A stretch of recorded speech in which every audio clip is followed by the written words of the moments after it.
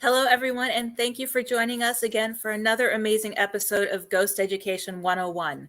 I know the last couple weeks we've had presentations from some amazing people who are in this field, and today we're kind of going a little bit different, and we have an amazing guest. I'm actually looking forward to chatting with him.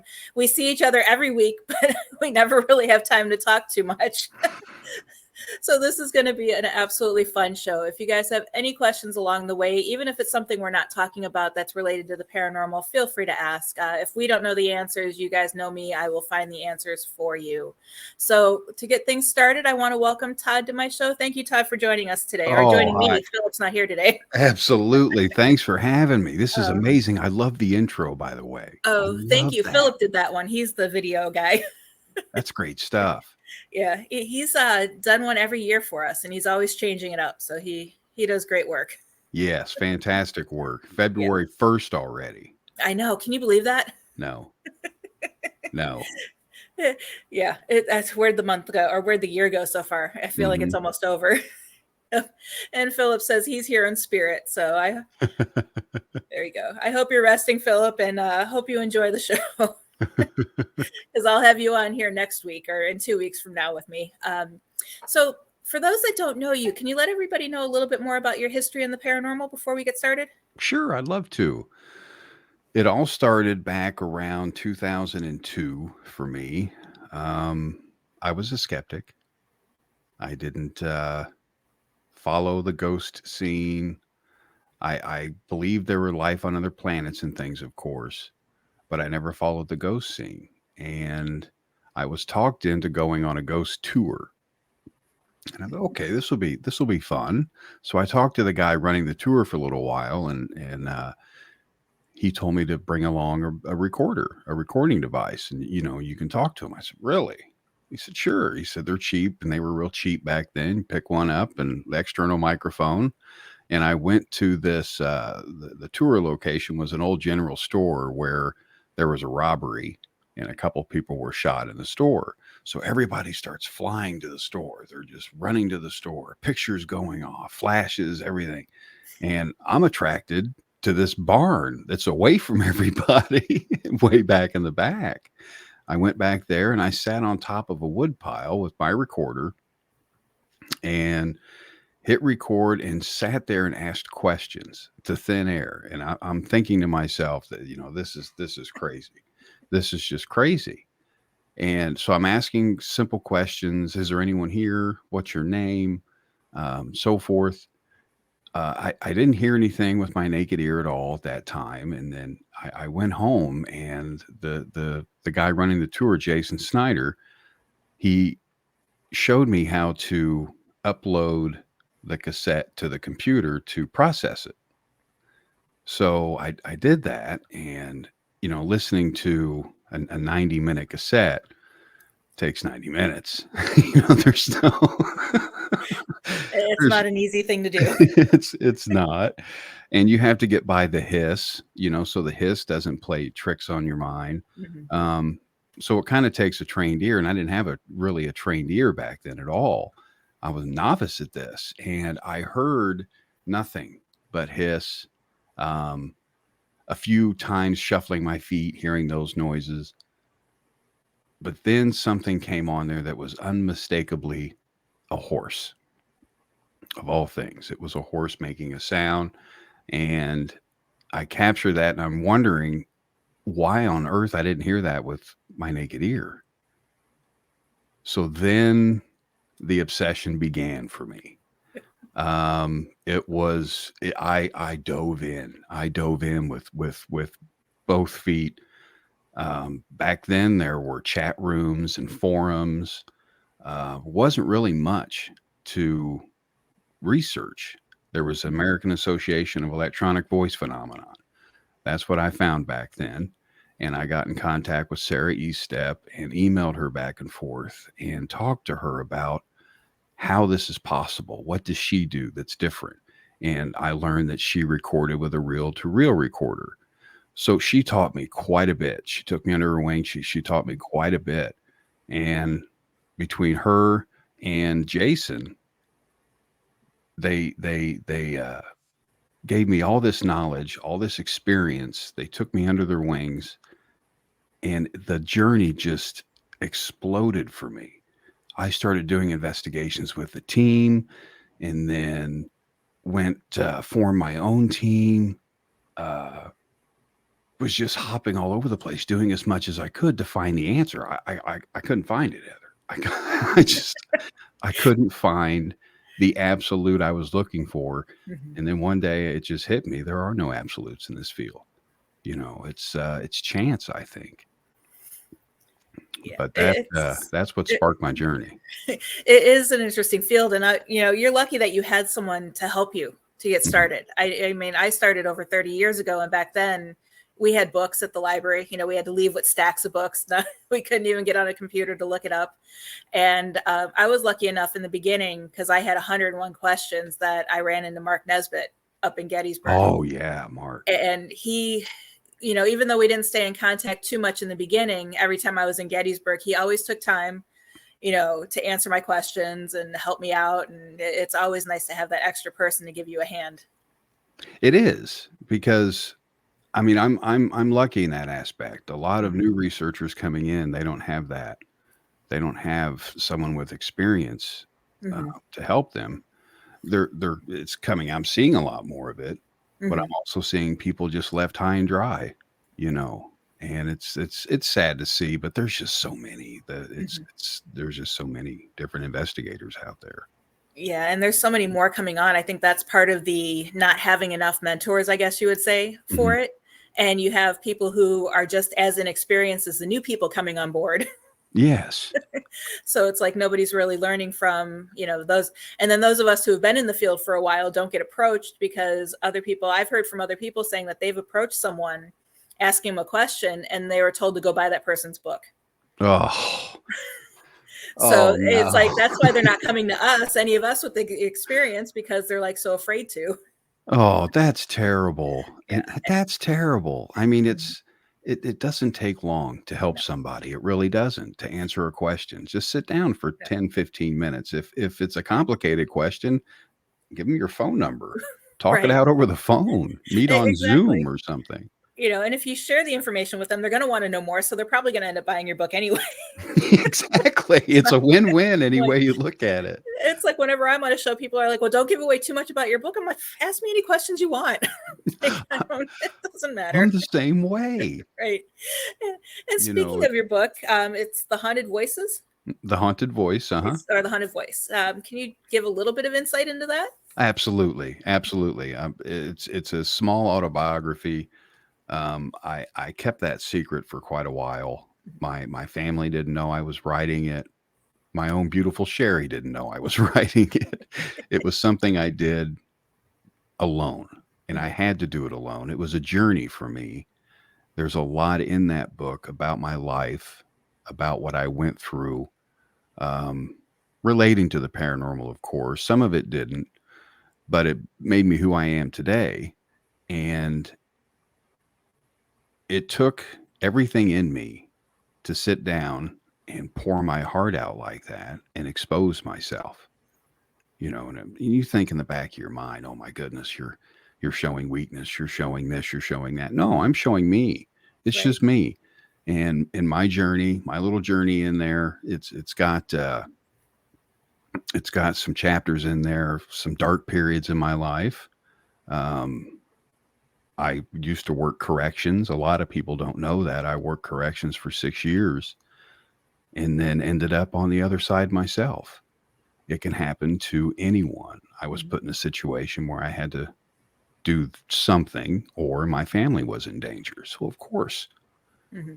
I'm not going to go to internal affairs or any, they're just as crooked as the inmates in there. So, I had to make a choice Mhm. in life.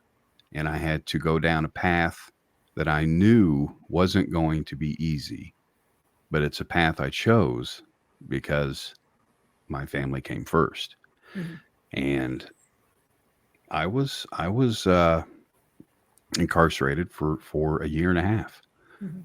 and it was the darkest days of my life. That it really was. I was locked down 24/7. And it kind of broke me as an individual, which is what they want. You know, they want to take your soul. So Yeah. it broke me, but I recovered.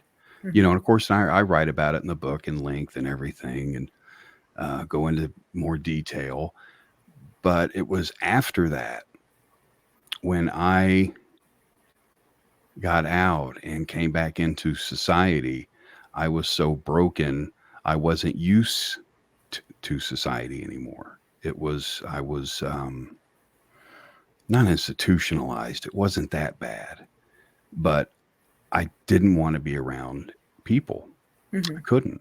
So I had to be retrained, recounseled. I had to be taken to restaurants, and it was a battle. Mhm. But that woke me up Right. inside. And it was probably 6 months after that is when I got into the paranormal, and that Mhm. saved me in every way. It Mhm. really did. Uh, the community is good now. It could be a lot better, but everything's a work in progress. But back Exactly. then it was it was a real community. It really was. People Mhm. helped one another. People talked to one another. They shared each other's data. They weren't afraid. They weren't Mhm. afraid of people taking it or manipulating it or anything.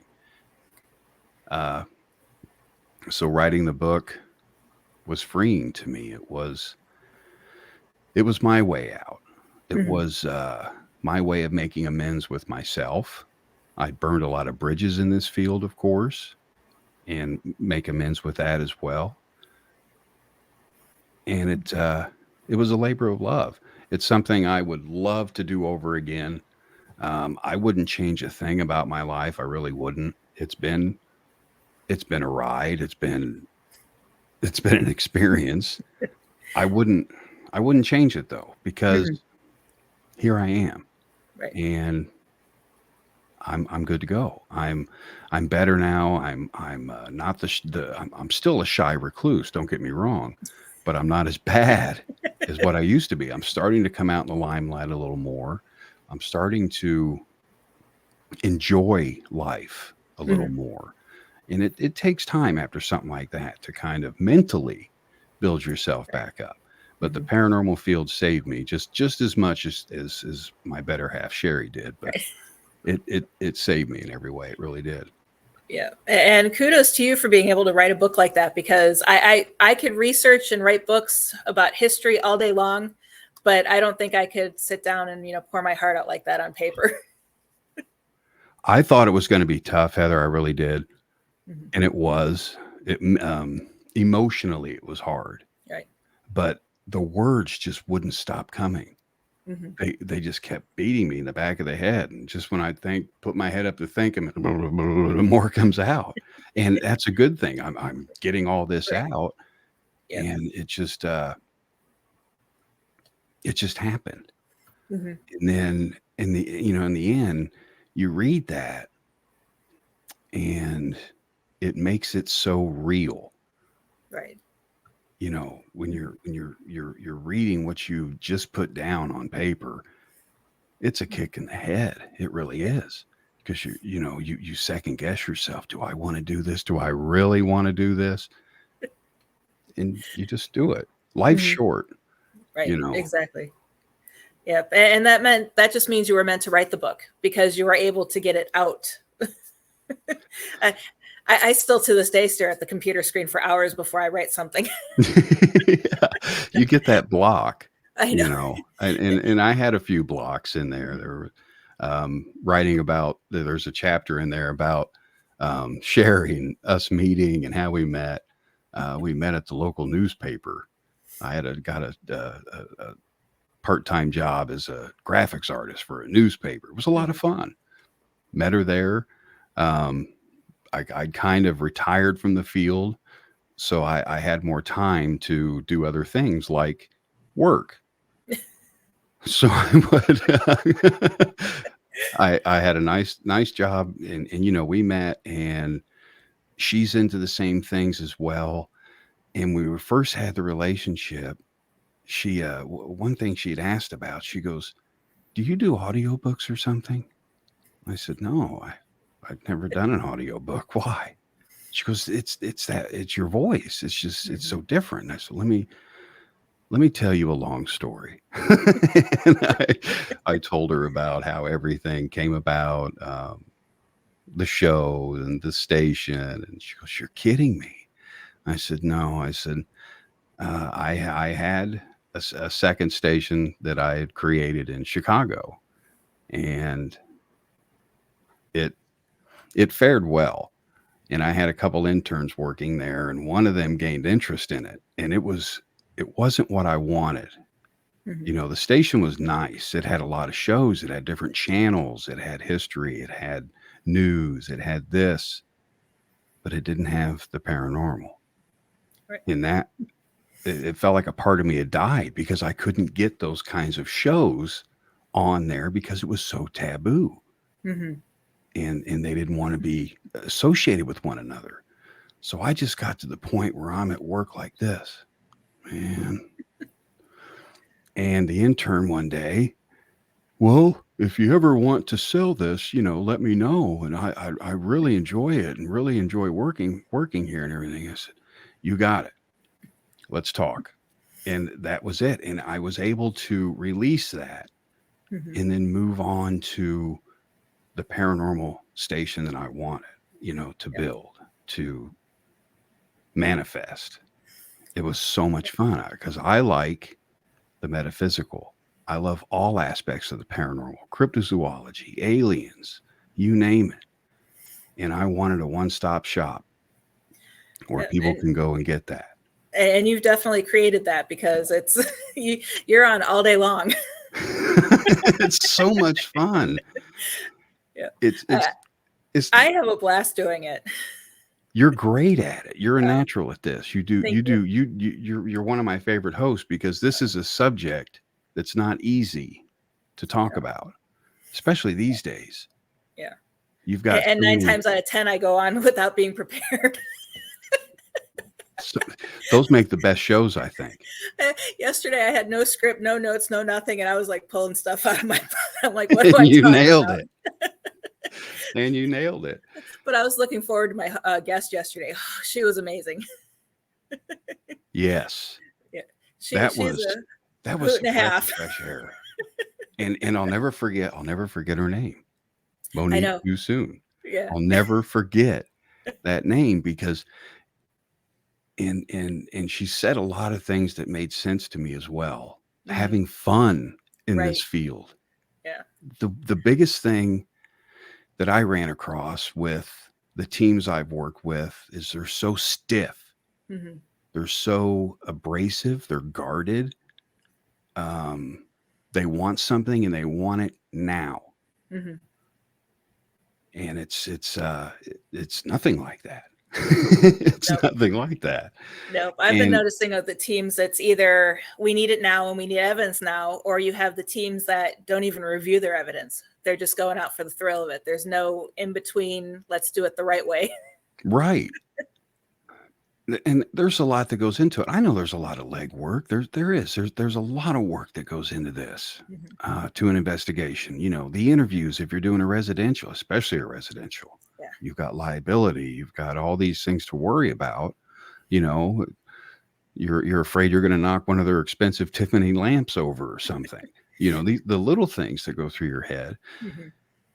But one thing I never lost sight of, because I've got a warped sense of humor, and I never lost sight of that with the investigations. I would always try and crack a joke when needed, make people smile when needed, because this field is so daunting and depressing sometimes because we're constantly around death. And to take a moment and have somebody laugh, I think laughter clears old recordings out of the body. It just kind of reboots and puts out an energy that the spirits latch onto. They're more apt to latch onto, I think. So it's have fun. I mean, it's such a fun field. There's so many fun experiences you can have. Yeah. And I also tell people to investigate with people you like. And if you, it's not so much that you don't like the other people, but if you don't investigate well with someone you're with, they might not be the person to investigate with. Because there are several people I've gone out with in the past, and we've investigated the same location. And if I'm with just one or two people that I get along with, because I have a couple investigators in Vegas who, I mean, we can be in pitch black darkness and we know what each other's thinking. We know where each other's at. And we get the craziest evidence. But then when I'm with these other people, it's like nothing. Yeah. And that's true. It's like, if they're humans too. Mm-hmm.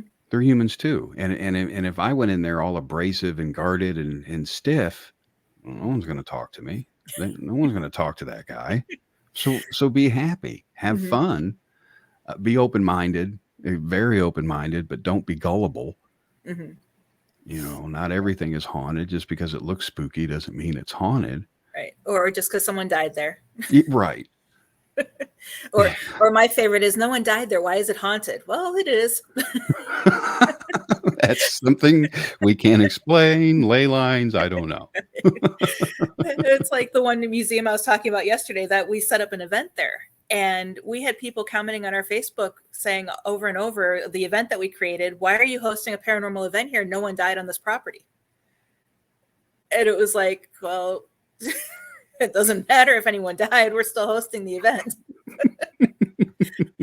We've had teams of investigators come in and we've captured evidence. And capturing evidence, that's the thing. Getting data, collaborating, that's another big thing that I'd like to see more. Mm-hmm.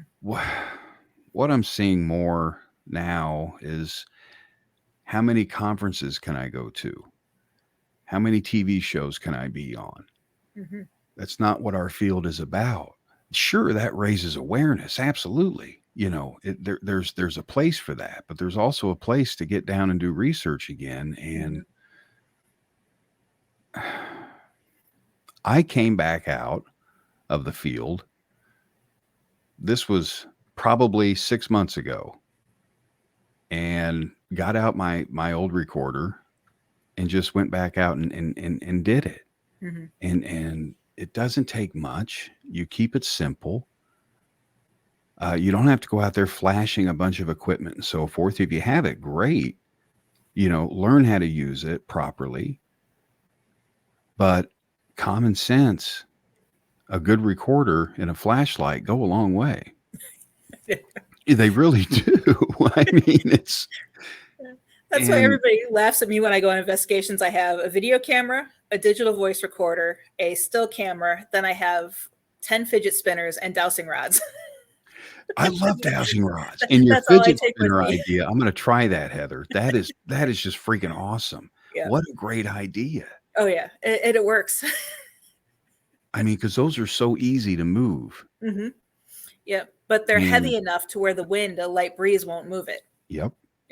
It's a perfect tool. And they're inexpensive too. Yeah. Mine are a little bit more expensive, but like I said yesterday, they light up and they're all different colors. Yeah. So if you're in a dark hallway, I have them lit up and you can put a camera on them and see if they spin. And like, I'll use a red and a green one, you know, and I'll be like, if your answer is yes, spin the green one. If your answer is no, spin the red one. Oh, wow. So I use all the different colors. Yeah. And the dowsing rods, my Sherry, she uses those religiously. Yeah. She loves them. Mm-hmm. And they're effective. They're effective tools. Yeah. They're great communication tools.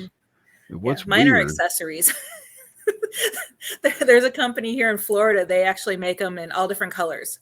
Oh, wow. With the different beaded handles, and you can get them in your favorite sports team colors. And you're going to have to send me a link so I can get her a set of those. I will. I have a couple different colors that I get depending on what I'm wearing on the investigation. Oh, that's she'll love that. Yeah. Oh, that'll make me a happy man. Actually, it's doodlebug dowsing. You can Google search it and it'll pop up. But they're based here in Florida, and a friend of mine knows them. Who he runs a tour company, and that's the dowsing rods that he uses on his tours. Yeah, because years ago, Jason introduced me to those, and he says, "These I bought. These are custom, but you can make these out of coat hangers." I went, "Excuse me?" He says, "Yes, you can make these out of coat hangers," and he showed me. and I used them, and they worked. Yeah. And you'd have to use them for yourself because the person looking at you is going, "You're moving those. You're moving those." But if you hold them and you're not moving them, you're not doing it. Right. Yeah. Maybe That you're that doing it was subconsciously. I don't know how you could do it subconsciously, but yeah, I still haven't figured out. I just know they work. Mhm. And it's funny because it's when we filmed Real Haunts Ghost Towns, of all the clips they had of me using the dowsing rods, they aired the clip of me demonstrating how the rods would move if they were to move. So you clearly see my thumb on it, moving it. And it's like, oh, why'd you have to share that clip? Darn production. It's like, I'm like, of course. I love them though. I mean, they're a great tool. They Mhm. help keep things simple, yet they're very effective. Yep. And they seem to really latch on to them and use them. I mean, sure, you're not going to get full sentences out of there unless you know some kind of coding. But it's you get validation. Mm-hmm. Yep. Yeah. Yeah. And I know actually Philip, I can share, I think I still have the photo. If not, I can get it from Philip. He actually had a box to where he put the dowsing rods in the box. So then there was no human contamination to them. So, but he actually has a quick question and I just lost it. There it is. Oh, and why is it not coming up? Okay. Are you on a team now? No, I was, and I stepped down from Jason. They were doing a lot of tours and things, and it conflicted with my schedule. So I kind of went independent, Mm-hmm. and it's just myself, Sherry, and we have someone that we're training to. We have the three of us, and we'll go out and do some recording, visit some locations. We don't do residentials or anything yet. I've been out of the field for so long. I came back, and there is so much to learn. I mean, what happened? I don't even think if you were in the field, you'd still be needing to learn it because I've been in it the entire time and I'm just like still trying to catch up with what's happened in the last 5 years. I was out for 3 years, and now they have these things that show skeletons moving. They have all kinds of cool stuff. And when I retired from the field, it was the Oculus that just come out. Mm-hmm. And or the Obulus or Mm-hmm. whatever it's called there. It says the words. Yeah. And I've always been a little skeptical of those because they're put in there, but yet the timing of them, Mm-hmm. I Yeah. can't explain it. I Yeah. can't I explain used it. to be the exact same way. And one of our team members, when I was in Vegas, he had the Ovilus and I was like, here, let me play around with it. And we're walking down a hallway and I didn't realize, but the rest of the team had stopped. And I'm still looking at the Ovilus, talking away, we always talk to ourselves, so we don't notice what's going on around us. And I ended up turning a corner. And the minute I turned the corner, it was death, demon, devil, sacrifice. Whoa. And I had said, well, who are you going to sacrifice? And then it said, you. Just at the same moment, something ran their finger down my back. I turned around, saw nobody was in the room with me. And I'm like, okay, where's everybody? Okay. And that's the only experience I've ever had with it. But that like sold me on it. That you just sold me telling me about it. So I need to get my hands on one again just to play around with it to see if something like that happens again. Well, Sherry bought me something, Spirit Box SB. It's the SB7, I think it is. Mm-hmm. It's and it's something that is new to me. And when I was in the field, they had the old Radio Shack hack. I mean, it mm-hmm. was basically a butchered radio. And this, I can't explain it either. I've done 3 sessions with it so far.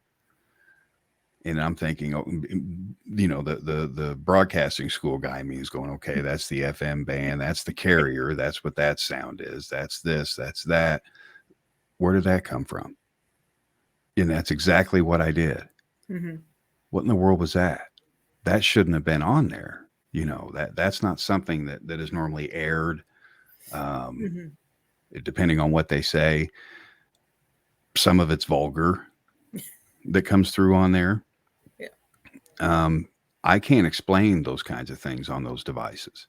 Mm-hmm. So I'm always going to be attached to my old analog recorder. I'm an old school guy. I'm always going to be attached. That's going to be my go-to. But I'm learning to use some of this new equipment, and I'm really starting to break it down. And I want to know why. How can they get in there? How can they jump on especially an FM frequency, which is very strong? How Right. can they manipulate something like that? So it's all the theories just run through in your head. The magnetic theory that I have, there's just so many different things, that are out there, and you're still not going to get that. Yes, this is what it is. I just don't think we're meant to know. I don't think we're supposed to know. I think we're getting closer. And I think this field, it comes down to the individual person. Seeing an apparition, for example, that was meant for you to see at that particular time. Yes, the person next to you didn't see it. Maybe they weren't paying attention like you were. Maybe it didn't present itself to them. So it kind of fluctuates back and forth with me. The skeptic in me wants to debunk it and constantly try and put it down. But having seen these things I can't explain and hearing these things I can't explain, I have no choice but to take that 2% that I can't explain and roll with it. Right. Yeah. And that's take the best we the can spirit do. box 100 feet below the ground into a mine. Then you won't have any radio interference. Bingo. See? We did that once, and we're sitting there like, well, we know that's not an FM radio station because it wouldn't come through. We're 100 feet under the ground, and we're like way, way, way past the entrance. That's a way to validate it. Yeah. And I was so skeptical of those devices, but no, I use them now. It's whatever tools we can get. I know there's a lot. I know a lot of them aren't particularly made for this field, but they help with it because they help you gather the data so you can wipe out your variables, get all that taken care of, get a little scientific, but yet don't forget to have fun. Exactly. And speaking of having fun, Philip says if you need to learn, we have plenty of videos you can watch. Yes, sir. Thank you. I still need to get our YouTube channel updated. Someone reported our last YouTube channel as spam, and they shut it down without even giving us a chance to explain our side of the story. We lost hundreds of videos that I'm now in the process of trying to get uploaded again. Oh, my goodness. And I don't want to upload too many at once because YouTube is crazy with their community guidelines. I've been flagged for medical misinformation. I'm like, what? No one's even talked about it. Right. Yeah. The only thing I could think of is we might have violated it because we had Bishop Long on. And he was talking about the inner workings of demonic attacks. Is the only thing I could think of because it was like within a week of that happening. Yeah. It was within a week of him being on the episode that we got shut down. Bishop Long tells the truth and people pay for it. Yeah. See, But it was a great show. Oh, I bet he's amazing. He's been in the thick of it. Oh my goodness. And the images that he shared with us of a demonic entity that he captured was just it was chilling. And we even got an EVP while he was on. We had to go back and listen to it, and there was a growl when he was talking. An old friend of his, perhaps. Yeah, someone lingering around like, shut up. I can only imagine. I can only imagine because he's been through some stuff, and that's a tough field in itself too. I mean, it's rare, I think, but boy, is it out there. I mean, there's no earthly way to explain what that is. It's definitely an unearthly presence almost. You know, and there's a lot of theories around that. Is it self-manifested? Is it really demonic activity? And because they can impersonate really well too, can't they? Right. Yep. Yeah. And take the it's, shape of a little girl or a little boy, yeah. something innocent. And it's interesting because every religion, even though not every religion talks about it as being a demon per se, they all have their own name for it. But every religion has an exorcism type of ceremony. Mm-hmm. So, and you wouldn't have that in every religion if it wasn't something that happened or that didn't happen. Correct. So, Correct. I just think they're hidden well. mm-hmm. Yeah. Yeah. You They know how to play the game. Yeah, exactly. Because if Go ahead. no, I was just going to say, if we found out, all answers would be solved. So they've got to hide it. I know. Or what was it? Reverend Sean Whittington out of Vegas. He's like, I'm never going to fully 100% believe or disbelieve in the paranormal until someone sits down here and it has to be a demon telling me that they exist. And he's an exorcist. But he still needs to have proof. He still needs to have proof. And the only way to have proof, he said, is either have God himself or a demon sit down and tell him. Come on over. Come here a minute.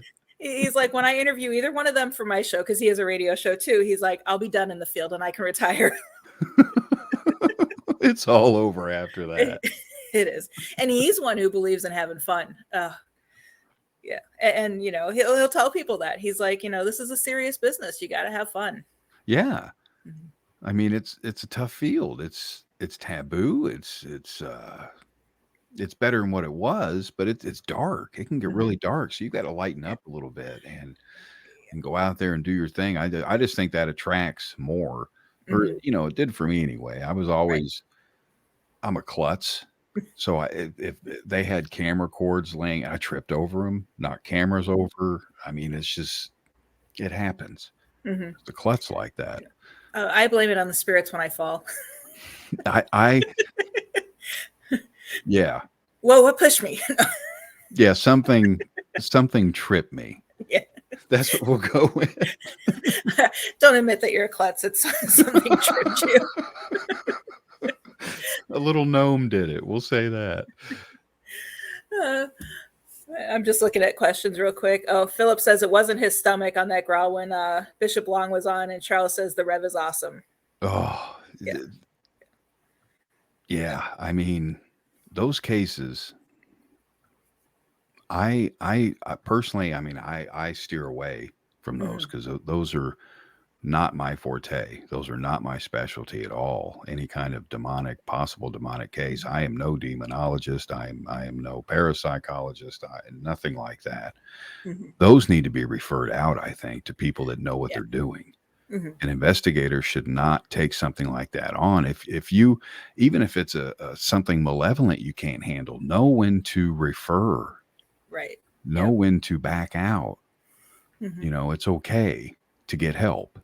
Yeah, exactly.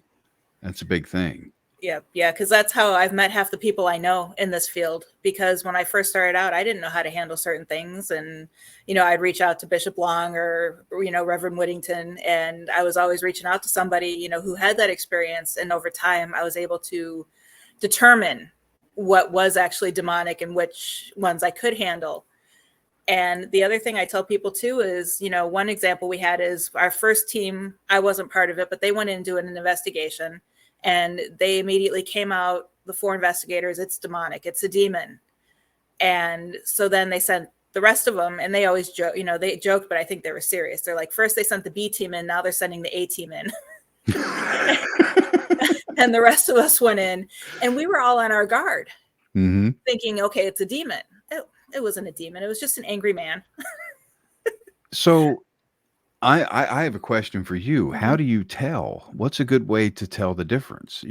If it's malevolent, just a malevolent human spirit, or if it is a demon, what's the best way you think to tell the difference? It's really difficult. There's a fine line. I mean, I guess the other people probably looked at it as if it was a demon, but I was called in on the case mostly because the daughter was dabbling in witchcraft and had no idea what she was doing. Mm-hmm. And with my background in witchcraft and paganism, they brought me in to try to help evaluate what was going on in the case. And there was nothing that, I walked in and I could tell something was there that wasn't friendly, but it just didn't feel threatening. Even though 2 of us got attacked during the case, it wasn't threatening and, where it felt demonic. And I don't know how to describe that. It just didn't, for me, it just didn't feel that way. Yeah. And there was no signs leading to, when you'd ask the client the questions, it was just things were moving, there was no bad smells, which a lot of people associate with demonic activity. Like sulfur and things? Right. There was nothing like that. The mom's religious artifacts weren't being affected. It was just activity. But he wasn't nice, because he took over the other investigator that was investigating with me. He lost track of time. And when I was looking at him, his eyes turned solid black. And then when I was cleansing the house, something swiped my legs out from underneath me, and I knocked me basically on my knees, which is probably why I had to have knee surgery. No. Could be. But I stood up and yelled at it like it was a 2-year-old. That's not nice. We don't do that to people. Good. and the minute I did that, the room got brighter, and it was refreshing. Good. But yeah, and it didn't, nothing felt along that lines. But I've never really been around demonic activity, luckily, that I know of. But it just, and who knows, maybe it was, but it was afraid of us. Yeah, and we could take I've care of heard it. that too, that they're afraid. Mm-hmm. They're just as afraid as anybody else would be. Right. I've heard that as well. Mm-hmm. And there's been some I've referred out. There was one individual, I went and interviewed her and her son. They lived in this house for, my goodness, since the son was born. He was raised in this thing. He was in his 20s. And she wouldn't sleep in her bed. She would sleep in the chair every night, because if she went back in her bed, this thing would attack her. But then she said that, or the son said that it tries to attack her in her chair. She'll take her medicine, go to sleep, sit there and go to sleep, and then she'll start grunting and groaning. And he said one night he saw her shirt move like someone was trying to go inside the body. And, I said, okay, I don't think this is anything human. So I referred him out. I don't know how the case went, but I referred him out, and backed away, because that was something that I couldn't deal with. And if I would have tried to deal with that, it would have made everything worse. Yeah. Or you would have brought something home. Exactly. Yeah. Exactly. Yeah. And it also goes with, even though I was raised Roman Catholic, I don't think I could, I could go in and help and do the investigation, but I don't think I could help them deal with it moving forward. Mm-hmm. And so even if it's, a client that you don't know their religion, I also believe that you need to outsource that as well. Yeah, I agree. I agree. Just to be safe. Right. And I was raised Catholic as well. My goodness, I was an altar boy, believe it or not. That was fun times. But I felt helpless. I remember going in there and having that gut feeling saying, leave. This isn't for you. Just go. And of course, I'm going to, the researcher in me wants to question and figure out why, but no, I hauled it. I knew when my time was done. And that's what you do.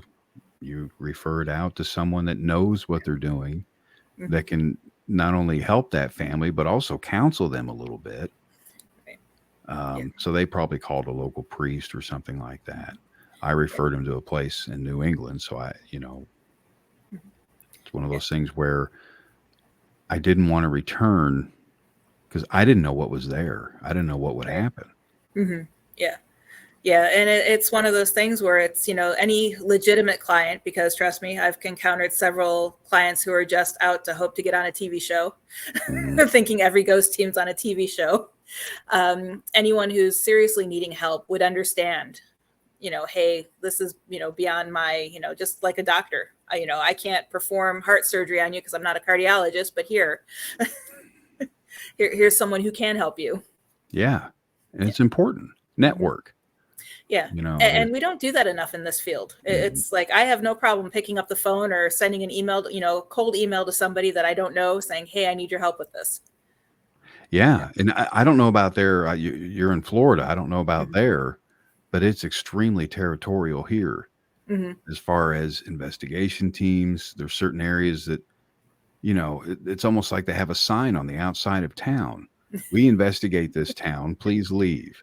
That Yeah. kind of thing. They're very territorial, I've noticed. Not so much here, but in Vegas, out in Nevada, they were like that. It was, we're the only team that investigates here, and it's like, Hmm. but I know everybody here because I lived here before moving out to Vegas. So it's like I said, my friend over on the Indian River Coast, he does the tours over there. I know the team that runs Kissimmee Paranormal Investigations. I've worked with them before and talked to them before we moved. And then the team here in the Tampa area, they actually shut down. So I'm looking to weasel into their space and do their tours. Yeah, there you go. Because they're no longer doing tours down here. I think you've got Erie, Florida down there too. Yes. Mm-hmm. Yeah. Yeah, And then there's a group in Key West. But there's Robert a whole bunch of Dahl. other smaller groups, but nothing significant that's, Yeah, extremely big. and it is. It comes down to networking, and it's good to have trusted people Right. in all of your pockets in this field. You Mm-hmm. need help. You Yeah. really do. I mean, because it's tough. You just to sit down and go over an investigation with someone outside of the team, just to kind Mm-hmm. of debrief yourself a little bit. Hey, this is what I found as a bystander. What do you think? What do Mm-hmm. you think this says? Yeah. And reach out. Just there's so many people that are interested in this, Mm-hmm. and they just need some help. They need some guidance. My goodness, yeah, it's like riding a bike, but I know I'm wobbly on the bike. I know I do that when I get evidence. If I have a photo or an EVP, I'll send it to 5 different people. Mm-hmm. Just, from different teams, not even on my own team. I mean, my own team is my husband and my son and I. So it's just because that way I know I train them right. Yep, exactly. Exactly. But, I'll send it out and, do all stuff. And it's also a matter of trusting the people in your life, too, because a funny story is my friend who does the tours over in Indian River County. I've known him. My oldest is now 26, or will be 26. And our sons were in Boy Scouts together. So this is how long we've known each other. And just 3 years ago, my mom had said, "Hey, did you know Larry does paranormal tours?"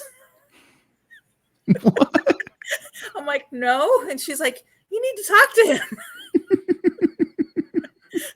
Had no clue. And he had no idea I was into it either. See, that's how it works, the connection. Yep. Yeah. And now I'm actually thinking on even joining his team just to have a team, that I can go do things. Cause my son does it cause he likes it, but he's not into it like I am. And my husband does it so I don't go alone. Right.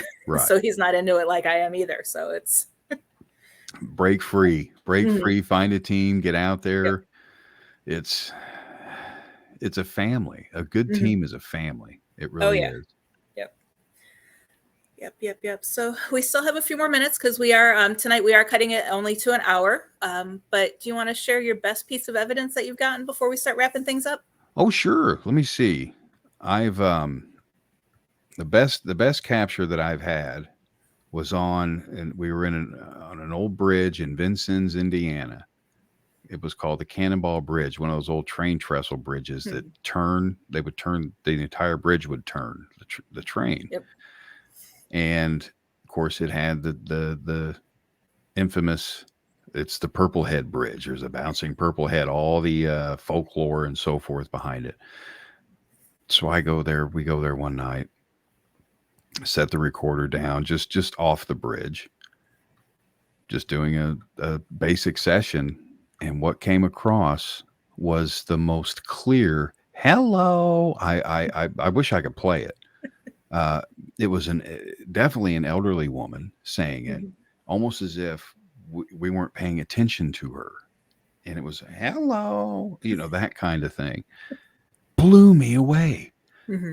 But the most interactive one that proved to me that they're not all residual. Some do have intelligence. We were in the Sally house doing a recording session upstairs in Sally's room. Deborah Pickman, 300 other investigators were there. We had a candle lit, and Deborah had asked the little girl to blow the candle out because she was fixated with fire and all that fun stuff. Well, the candle flickers. Didn't hear anything. Didn't hear anything. Candle never went out. Played the recording back, and I kid you not, I still have it. It is you hear the blowing, and then too hard. Oh, that just, I mean, chills. When I heard that, it just, I came alive. Right. You know, that just livens you right up. You're like, oh, after 35 minutes of listening to shh, finally something comes up, and it's unmistakable. It was it was a sign of intelligence. They were attempting to blow out the candle somehow, but yet it wasn't moving. It was, and it totally just took my heart. You know, them saying too hard. And then, now that we've talked about the other side, the darker side, it very well could have been. And I want to share something real quick, if I can, to get your insight. We had a collective apparition sighting in that house. All three of us saw the same apparition in the kitchen of a little girl, Bo, very transparent, fuzzy. But one thing I'll never forget are the eyes. There were no pupils. They were completely black. Now, I don't know if that was, I mean, to me, it felt soulless, almost inhuman because of that. So I don't know. And to this day, I don't know if that house is something dark and demonic or just malevolent. But they appear as children, right? To a lot throw of you off. times, yeah, it's mostly to get people comfortable because you're more likely to reach out to a child spirit, to talk to them, to help them, because it's our nature. We want to help, you know, people who can't help themselves, which would be children.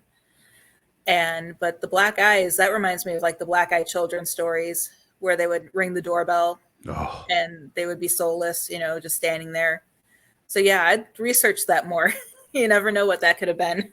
yeah. I mean, it looked just like the little girl, and you know, when you see something like that, you question your sanity first and foremost. You're okay. I'm going nuts. Did I take my meds this morning? You know, what's going on? But when you have two other people that saw the same thing, oh, thank God. Okay. You know, because it wasn't, hey, did you see that? It was, everyone was looking at it, and everyone knew that's what it was. And it was just for a brief moment, and it was gone. But that just instilled in me more questions on that place, because Right. I had been doing experiments there. I had been doing different types of things with noises, different noises, brown noise, pink noise, white noise. And to have something like that happen after all that time, it made me question if it was a human spirit in there or something darker. And to this day, I'm still on the fence about it, but I won't go back. That's Right. one place I shut down in my head. I won't. Well, it could have been something just wandering through, because we've had that at locations that we've investigated multiple times. It could have been something one of you guys brought with. You know, who knows what the other investigators brought with them. That makes sense. You know, so it might not be. So yeah, that would definitely be worth the research a little bit more. I may do some digging. And the evidence that you shared, or your EVPs and all of that, is there anywhere anyone can listen to it? Because Sunshine's asking if it's possible to share it here, or if there's a way. I don't. We need to set up on the radio station like a evidence page and have everybody that does a radio show submit their evidence. You know, that's a great idea. I'm just giving you ideas all week. I don't know. I mean, I can play it, but I don't know if you can hear it. I want to play the one with the breath. I would love to.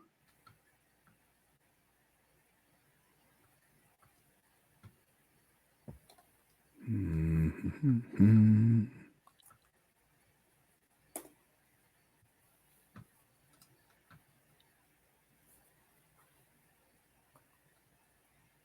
There we go.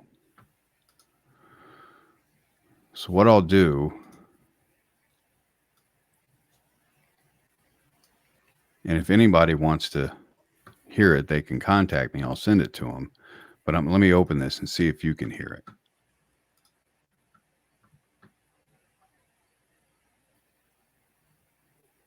Just a second here.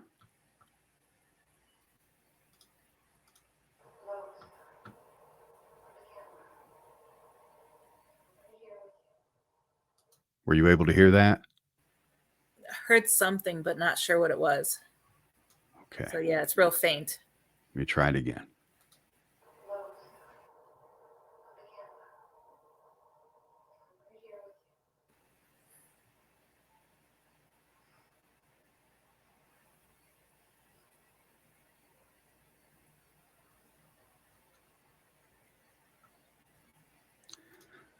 Yeah, it's tough.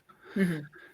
There's a way to do it, but you have to make a video out of it and then share it to share it. But if anybody wants to hear that, you can just contact me. It's real easy to just get a hold of me through the website or Facebook and whatever, and I'll send it to you.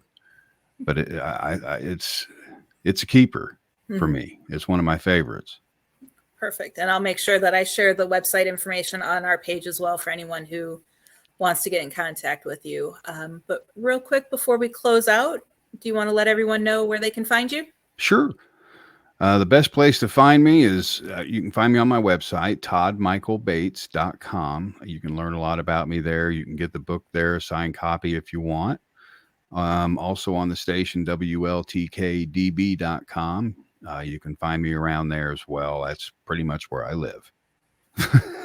That's pretty much where I live. Facebook, all those fun places. I don't do Twitter or TikTok or anything like that. I can't follow TikTok. It makes me nauseous. TikTok does. I am right there with you. I have enough to do. I do Pinterest, but that's about it.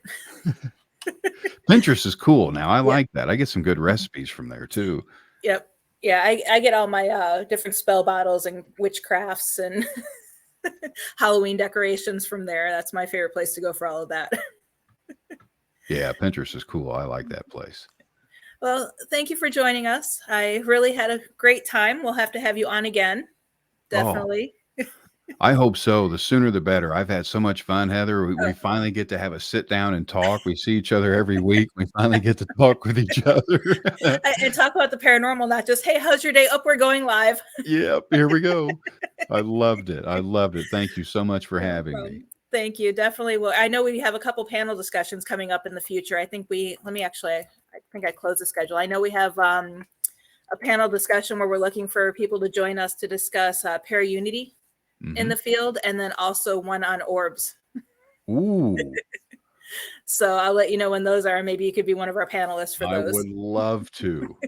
Both. Perfect. Oh my goodness, that would be a lot of fun. Oh, we have fun on our I get everybody from, I think one of the last ones I did, I had a demonologist. I had my friend who does the tours, but he's an ex-sheriff deputy. And it was we get a whole bunch of different people on here for our panels.